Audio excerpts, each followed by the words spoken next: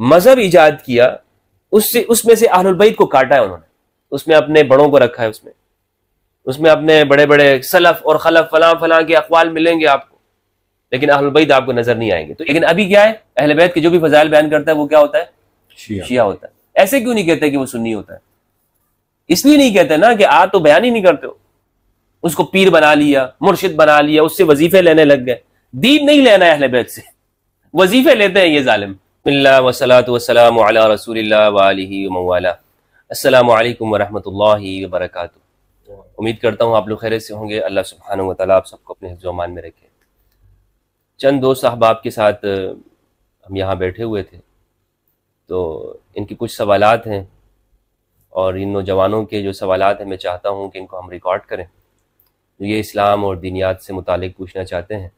تو انشاءاللہ آج ہم ان کے سوالات سنیں گے، اور جو جوابات میں دے سکا تو انشاءاللہ وہ جوابات اس ویڈیو کی شکل میں ہم ریکارڈ کر رہے ہیں۔ جی دوستو، تو آپ کے کیا سوالات ہیں؟ آپ سوال پوچھ سکتے ہیں۔ السلام علیکم فضل بھائی، بہت شکریہ اپنے اس بزی اسکیجول سے ہمارے لیے اپنا قیمتی وقت نکالنے کے لیے۔ تو سٹارٹ کرتے ہوئے جلدی سے ہم لوگ سوال کے اوپر آئیں گے۔ تو پہلا سوال ہمارے گروپ کا یہ ہے کہ لوگ جو ہیں آج کل دیکھا جا رہا ہے کہ مولویوں کے خلاف ہو رہے ہیں، اور دین میں بدزنی کا، اسلام سے جو ہے بدزنی کا عنصر کافی پایا جا رہا ہے نوجوانوں کے اندر خاص طور کے اوپر۔ تو اس حوالے سے آپ کیا کہیں گے؟ بہت اچھا سوال ہے آپ کا۔ دیکھیں، جہاں تک بدزنی کا جو تعلق ہے کہ لوگ مذہبی طبقے سے بدزن ہو رہے ہیں، تو اس میں کوئی شک و شبہ نہیں ہے کہ ایک حقیقت ہے، اور ایک تلخ حقیقت ہے، لیکن اس میں لوگوں کے قصور کے بجائے خود ہمارے مذہبی طبقے کا قصور ہے۔ مثلا ایک تو ہمارے ہاں دین کو اتنا مشکل بنا کے پیش کیا جاتا ہے معاشرے میں، سوسائٹی میں، کہ جس سے عام نوجوان یہ سمجھتا ہے کہ اس میں اپنا حصہ نہیں ڈال سکتا، یہ دین میرے لیے نہیں ہے۔ یعنی اتنا مشکل، وہ کہتا ہے بھائی یہ میرے لیے تعلیمات کیسے ہو سکتی، میں تو عام انسان ہوں۔ تو اس لیے وہ دین سے بدزن ہو جاتا ہے، اور یا وہ دیکھتا ہے کہ مذہبی طبقہ وہ آپس میں اتنا لڑ رہا ہے، ایک دوسرے کے خلاف اتنے فتوے لگا رہا ہے، تو اگر یہ دین کی تعلیمات رحمت کے اوپر ہوتی، پیس کی ہوتی، تو یہ مولویوں کے اندر پیس ہوتا، ان کے اندر رحمت ہوتی، یہ آپس میں متحد ہوتے، یہ نہ لڑ رہے ہوتے۔ تو وہ مولویوں کے اس عمل کو دیکھ کر وہ دین سے ہی بدزن ہو جاتا، کیونکہ ہمارے ہاں لوگوں نے کیا کہا؟ ہمارے ہاں لوگوں نے کہا کہ علماء انبیاء کے وارث ہیں۔ جب علماء انبیاء کے وارث ہیں تو پھر ان کا کریکٹر کیسا ہونا چاہیے؟ اگر انبیاء کی وراثت ہے تو اس میں فرقے کہاں سے آ گئے؟ اگر انبیاء کی وراثت تو ایک ہونی چاہیے نا، وہ آگے جا کر وہ انسانوں کے لیے تعلیمات، سوسائٹی کے لیے، معاشرے کے لیے امن کا باعث ہو۔ لیکن نوجوان یہ دیکھ رہا ہے کہ مولانا صاحب کی جو یہ بات بیان کر رہے ہیں، جو یہ تعلیمات ہیں، اس کا مولوی کی زندگی میں کوئی کردار نہیں ہے۔ تو جب مولوی کی زندگی میں کوئی کردار نہیں ہے، اور مذہبی طبقے کے اندر وہ اخلاق، وہ ویلیوز جس کا وہ چرچا کرتا ہے اور بیان کرتا ہے کہ جناب دین کے اندر یہ اخلاق ہیں، دین یہ تعلیمات دیتا ہے، خود مذہبی طبقہ اس سے خالی ہے۔ مثلا آپ ایک مثال لے لیں، جھوٹ بولنا، یہ کہتے ہیں جناب جھوٹ بولنا منع ہے، لعنت اللہ علی الکاذبین، اور قرآن مجید کی آیت ہے، دین کی تعلیمات ہے، لیکن ایک فرقہ دوسرے فرقے کے بارے میں جھوٹ بول رہا ہوتا ہے۔ ایسا ہے یا نہیں ہے؟ مثلا نوجوانوں کو کہتا ہے کہ بھائی یہ فرقہ جو ہے اس کے اندر یہ چیزیں پائی جاتی ہیں، بغیر تحقیق کے اس کی جانب یہ بات منسوب کر دیتا ہے۔ اگر آپ نے اہل بیت کے بارے میں فضیلت بیان کر دی اور صحیح روایات سے آپ نے بیان کی، تو آپ پر فوراً رافضی ہونے کا حکم لگاتا ہے۔ تو یہ جھوٹ نہیں اور کیا ہے؟ تو مذہبی طبقے کا یہ رویہ دیکھ کر لوگ دین سے بدزن ہوتے ہیں۔ پھر ہمارے ہاں چونکہ لوگوں نے، مذہبی طبقات نے یہ کام کیا ہے کہ یہ ہر دور کے اندر یہ انہوں نے اپنے مفادات کے لیے، سیاسی مفادات کے لیے کام کیا ہے، اور عامت الناس کے ذہن میں یہ چیز بیٹھ گئی ہے کہ یہ مذہبی طبقہ یہ محض اپنے مفادات کے لیے کام کرتا ہے، اس کے سامنے اللہ اور اس کے رسول اور دین کی مصلحت نہیں ہوتی۔ یہ دین کے نام پر اپنے ذاتی گفتگو کرتے ہیں، اپنی ذات کو آگے لے کے جاتے ہیں۔ تو اسی رویے کو دیکھ کر اصل میں وہ خرابیاں تھی مذہبی طبقے میں، لیکن انہوں نے اسے کیا قرار دے دیا نوجوانوں نے کہ دین میں یہ خرابی ہے، تو وہ دین سے دور ہو گئے۔ اس لیے آپ دیکھیں نا، رشیا کے اندر جب انقلاب آیا تو انہوں نے خدا کا انکار کیا۔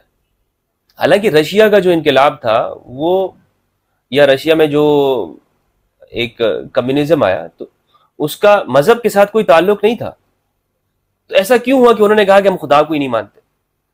اس کی وجہ یہ ہے کہ اس سے پہلے جو مذہبی ذہنیت وہاں پہ موجود تھی وہ اس طرح کی تھی کہ لوگ مذہب کو غلط سمجھنے لگے۔ یعنی وہ اپنے پادریوں کے پاس، پوپ کے پاس جاتے تھے اور ان سے کہتے تھے کہ بھئی ہمارے پر ظلم ہو رہا ہے۔ وہ ان کو کہتے تھے کہ جناب آپ کا اس سے کیا تعلق ہے، آپ صبر کرو، آپ کو جنت میں جلدی جگہ ملے گی۔ تو اس طرح وہ لوگ مذہب سے ہی بدزن ہو گئے۔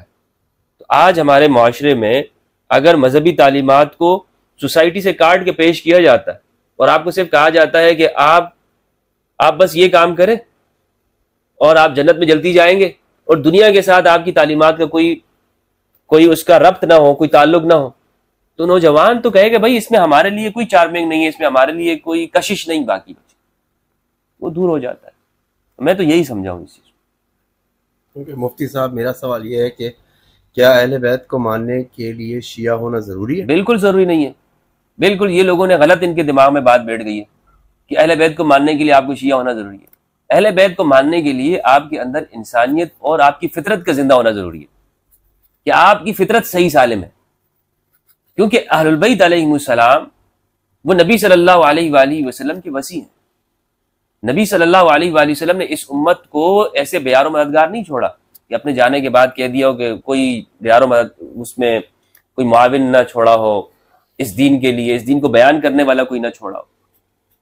جگہ جگہ پر آپ صلی اللہ علیہ وآلہ وسلم نے بیان فرمایا کہ میرے بعد اس دین کو قرآن اور اہل البیت سے لینا ہے۔ اہل البیت کی جو تعلیمات آپ خود زندگی میں دیکھنا ہے، اہل البیت کی زندگی میں وہ کیا ہے، سیکریفائز ہے، قربانی ہے، اخلاص ہے۔ اور دنیا کا کوئی بھی کونا دیکھیں، وہاں پہ آپ کو اہل البیت کی طرف سے دین معلوم ہوگا کہ وہاں وہ پہنچے ہیں، انہوں نے اس کے لیے قربانیاں دی ہیں، اپنے وقت کے جو موجودہ سسٹم ہوتا ہے، نظام ہے، اس سے ٹکرائے ہیں۔ تو اہل البیت کو ماننے کے لیے یہ شیعہ ہونا ضروری نہیں ہے۔ ہمارے ہاں خود، یعنی آپ حدیث کی کتابیں دیکھ لیں کہ اہل البیت کے جو فضائل بیان ہوئے اہل سنت کے اندر، وہ صحابہ سے الگ بیان ہوئے ہیں۔ صحابہ کو انہوں نے الگ کیٹیگری میں رکھا ہے اور اہل البیت کو الگ کیٹیگری میں رکھا ہے۔ اور اہل السنت کی صحیح احادیث کی کتابوں میں جو فضائل اہل البیت کے بیان ہوئے ہیں وہ اور کسی کے نہیں۔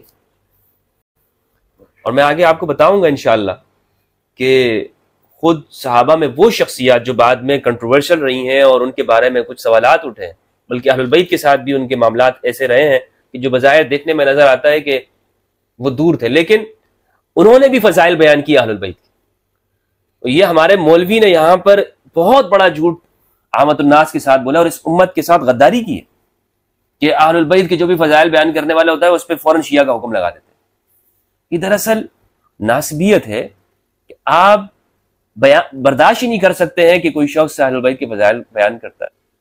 امام شافعی پہ حکم لگایا گیا، امام شافعی کو رافضی کہا گیا، کوئی شیعہ۔ اور یہ پھر ہمارے شیعہ بھائیوں کی بھی اس میں بڑی غلطی ہے نا، یہ بھی مطلب صحیح نہیں سمجھتے، یعنی ان کو بھی غلط بیان کر دیا گیا ہے کہ جو بھی اہل البیت کے فضائل بیان کرے گا تو وہ انہی کے جیسا شیعہ ہوگا، اور ادھر سنیوں کو یہ دماغ میں بٹھا دیا گیا ہے کہ جو بھی اہل البیت کے فضائل بیان کرے گا وہ سنی نہیں ہوگا، وہ شیعہ ہوگا۔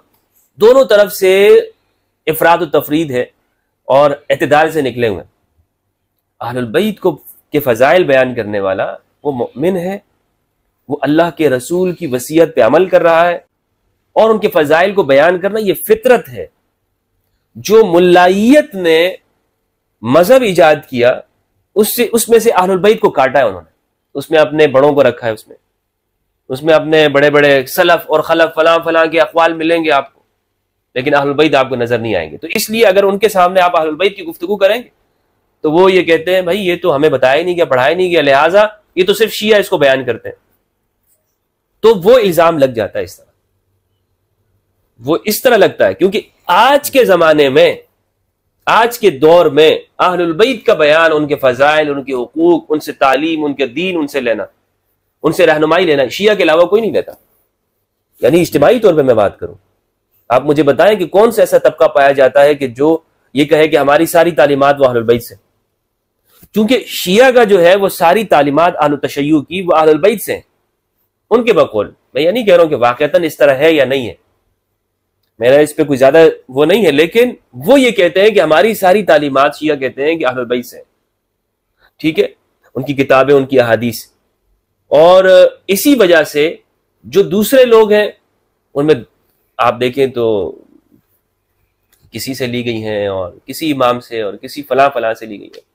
تو اس فرق کی بنیاد پر آج جو بھی اہل البیت کی بات کرے گا تو لوگ اس پہ شیعہ کا حکم لگاتے ہیں، کہتے ہیں یہ شیعہ ہے. کیونکہ آپ لوگ تو بیان نہیں کرتے ہو نا. اگر آپ لوگ بیان کرتے ہو، میں نے کئی مرتبہ یہ بات کہی، اگر سنی آج یہ کہے کہ میں اہل البیت سے گفتگو کروں گا، میں اپنی زندگی کی تعلیمات، اپنی نماز، روزہ، زکوٰۃ، حج، زندگی میں اٹھنا بیٹھنا اور اپنا موقف حق اور باطل کا یہ اہل بیت سے لوں گا، تو مجھے بتائیں کیا کوئی شیعہ کہہ سکتا ہے کسی ایسے شخص کو؟ وہ تو کہے گا نا کہ اہل بیت کے جو بھی فضائل بیان کرتا ہے وہ سنی ہوتا ہے، پھر تو یہ بات آ جائے گی. لیکن ابھی کیا ہے، اہل بیت کے جو بھی فضائل بیان کرتا ہے وہ کیا ہوتا ہے؟ شیعہ ہوتا ہے. ایسے کیوں نہیں کہتے کہ وہ سنی ہوتا ہے؟ اس لیے نہیں کہتے نا کہ آپ تو بیان ہی نہیں کرتے ہو. آپ نے تو لوگوں کو طرح طرح کے ناموں کے پیچھے لگایا ہوا ہے اور آپ کہتے نہیں ان ناموں کے پیچھے چلو، یہ ہے دین، یہاں سے ہمیں پہنچا ہے. کئی مرتبہ میں نے خود سنا ہے اپنے کانوں سے، اور آپ نے بھی اپنی زندگی میں سنا ہوگا. ہمارے ہاں مساجد میں اس کو برملا بیان کیا جاتا ہے کہ دین ہمیں یہ صحابہ کی قربانیوں سے ملا ہے، اہل بیت کا تذکرہ ہی نہیں ہوتا اس میں. بالکل.